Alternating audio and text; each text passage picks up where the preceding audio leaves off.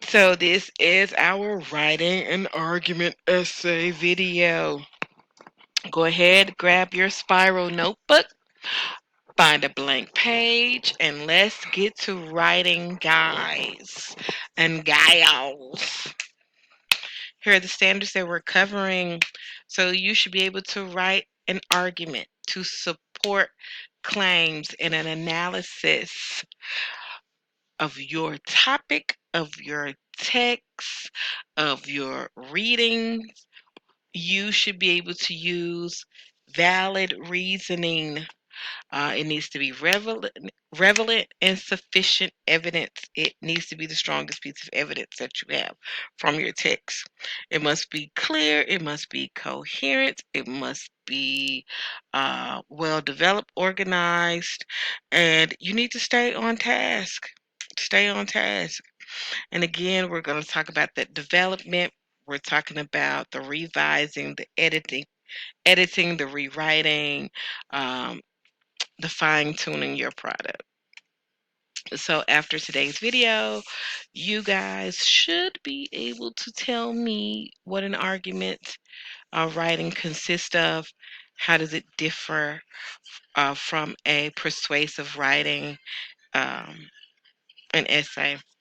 And you should be able to know all of the components of an effective argument essay. So let's look at an everyday life example. The truth is, we argue all the time. Here's Bob. That movie was lame, or that was a lame movie. That is Bob's opinion, right? We call that the claim. Susie. Why? The special effects were bad. The monsters were obviously fake. That's evidence, right? This is Bob's reasoning, a reason for saying that the movie was lame. Well, I thought the movie was good because the acting was believable. That's the counterclaim. That is Susie's opinion, which is opposite of Bob, right? Bob's bad response, you're an idiot. And those are things that we want to stay away from. His good response, his better response, yes, the acting was good, but the horrible side effects were too distracting and caused some awkward moments. Okay? This is basically the setup of your essay. You're going to have a claim, you're going to have evidence, you're going to present the counterclaim, and then you are going to respond to that counterclaim. That's called refutation. All right. I hope you got uh, those things down. You don't have to write that down. So this you really need to write down. The difference between persuasion and argumentative essay. When we're talking about persuasion, we're simply talking about the act or the fact of causing or influencing someone to believe or do something that you want them to do. Okay? Now, when we're talking about an argumentative essay or argumentation essay, what we're talking about is establishing your claim, which is your opinion, then proving it. Got it? You're going to establish your claim. You're going to take a stance. You're going to present your opinion. Then you're going to prove it using logic. This is very similar to what you did in your literary analysis. Remember, I told you when you have a thesis statement, you're going to have to present your claim, your opinion, and you're going to have to present your reasonings. And then the body is where you prove it. It's the same setup, it's the same exact setup. All right. So the difference between the two essays are with the persuasive essay, you're going to make a claim, which is an opinion, make a claim based on your opinion. With the argumentative essay, you're going to make a claim this is your opinion based on some type of factual evidence. Okay? Um, with your persuasive essay, you may not take an opposing side. In other words, you may not have that counterclaim. But in the argumentative essay, you must address the counterclaim. Okay? That provides strength to your essay. That gives me and your audience the assumption that you are well rounded.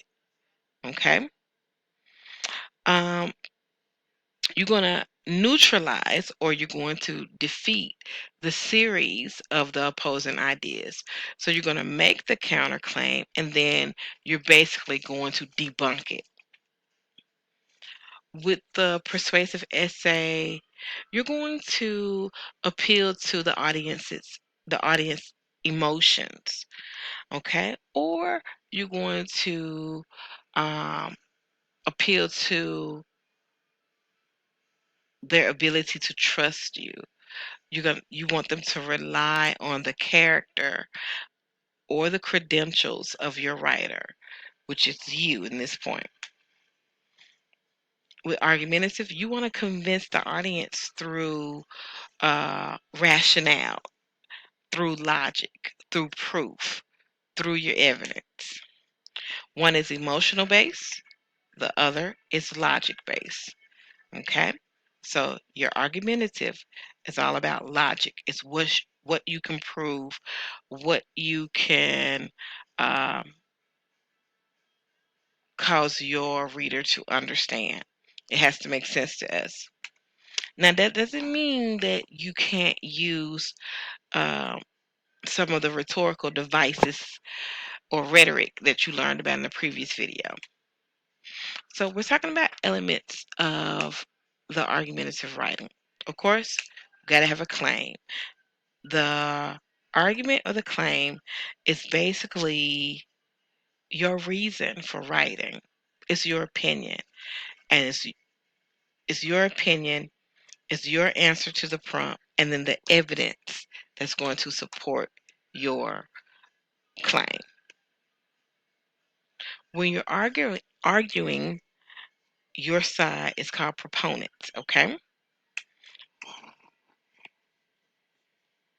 Counter arguments or counterclaims.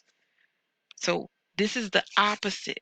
This is the opposite of your opinion. You're giving the other side of the coin, and you're going to try to explain why um, they're not right. The refutation is basically you disproving that counterclaim. Okay? You got to disprove the counterclaim. Address the counterclaim and then disprove it. In the previous video, we talked about rhetoric, and you did see a rhetorical triangle. So it's the same thing. I want you to focus on this when you're writing. If you're using logos, which is reason, and that is what we want, is your thesis statement, is your claim, is it clear, is it specific, is it supported by the strongest piece of evidence? And then you're going to come down here, you're going to ask yourself, have I used examples and details that will touch the reader's emotions or their imagination? And then we're going to use the credibility. Have I picked the best evidence uh, that shows that I'm credible? My sources are credible. My sources are reliable. Is my tone appropriate? So we got to look at the words that you use when you are writing your essays.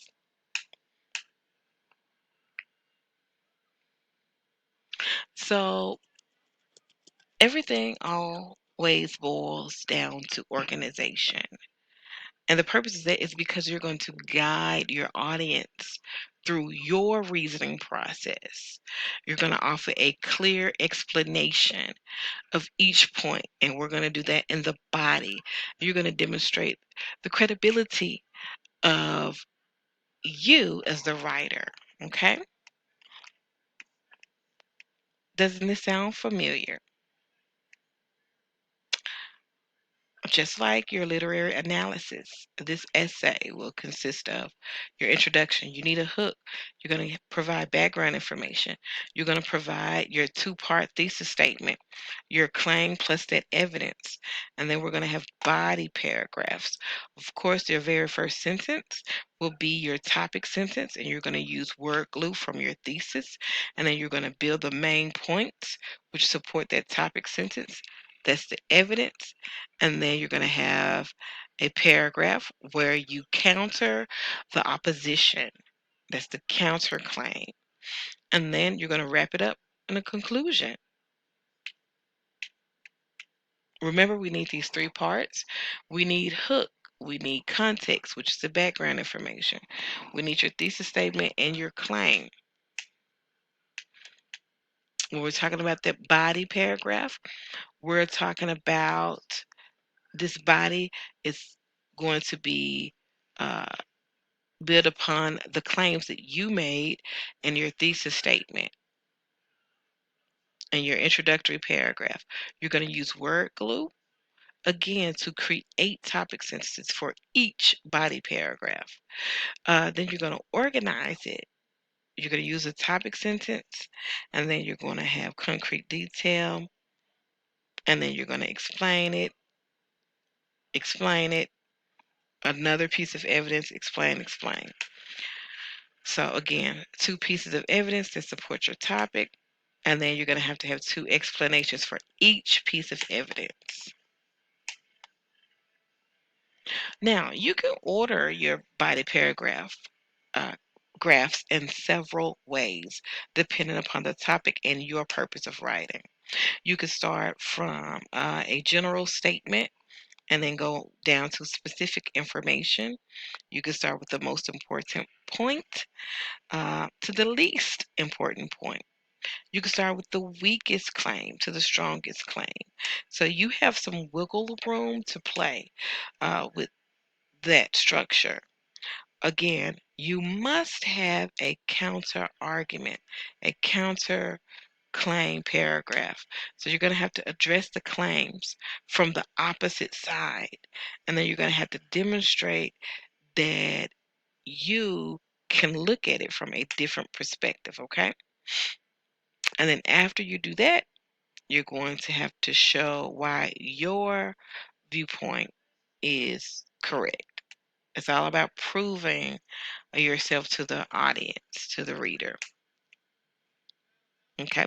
So think about your audience. Think about what they may be concerned about, what their what they may view as important uh, when it comes to your claim. And you're going to have to remain tactful yet firm. So we can't use any rude language, okay? Remember, language is the key to everything. So the placement of your counter argument, again, that depends on you. You can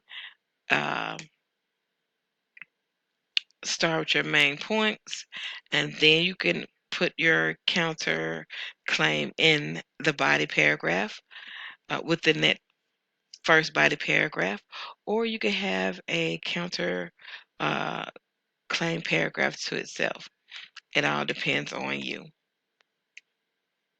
Here are different types of outlines that help you. This is model one. A, B, C, and D. You see we have the pro, which is, your point of view, and then a counterclaim. Okay? So we have 4 different models. Evidence in the body paragraph. And we're going to stop right here. We're going to pick up in the next video.